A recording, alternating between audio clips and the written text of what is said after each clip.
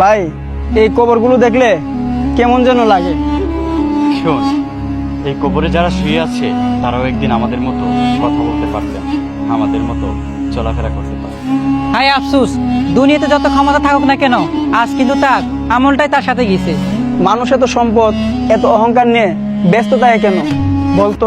দুনিয়াতে থাকা অবস্থায় অনেকে ভুলে যায় এই কবরটা যে তার আসল ঠিকানা হবে। মৃত্যুর পরে কেউ তোমাকে জিজ্ঞেস করবে না তুমি কত ধনী ছিলে, বরং তোমাকে মৃত্যুর পর বলা হবে তোমার আমল কেমন ছিল।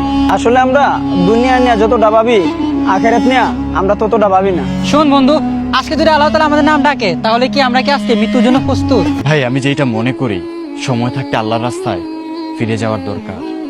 ইনশাআল্লাহ আজকে থেকে আমরা 5 ওয়াক্ত নামাজ পড়বো, আল্লাহর রাস্তায় ফিরে আসবো। হে আল্লাহ, আমিন। বন্ধু, আজান পড়ে গেছে, চল এক্ষুনি নামাজটা আদায় করে ফেলি। ঠিক আছে বন্ধু, চলো।